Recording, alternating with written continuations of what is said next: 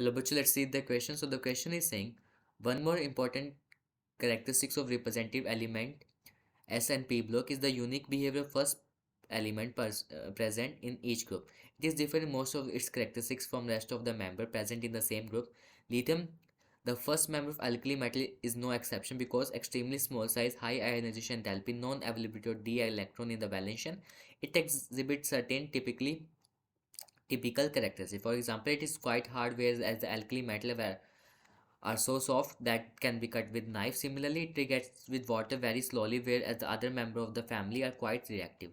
Sodium reacts with water more vigorously than lithium because basically हमसे यहाँ question में पूछा गया कि सोडियम more vigorously अब react करता है as compared to lithium.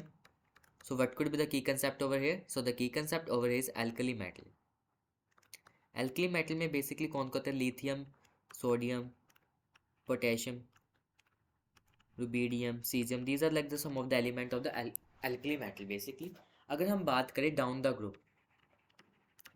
Group जो इलेक्ट्रोपॉजिटिव करेक्टर है वो इंक्रीज होता है. Electropositive character increases. So lithium और सोडियम में से कौन ज़्यादा इलेक्ट्रोपॉजिटिव है?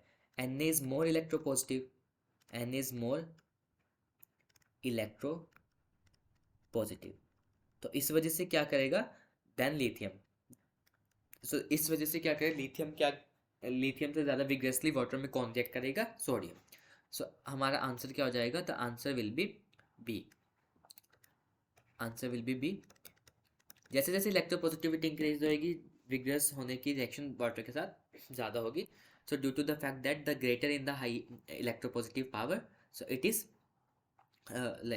more vigorously react with water. It is a metal. देखो दोनों मेटल है. It has a higher atomic mass. This would not be the reason. In fact, sodium का मास ज़्यादा लिथियम से, but this could not be the reason and it is more electronegative. ये बात गलत है. So आंसर क्या हो जाएगा? B. Hope this is clear to you. Thank you so much.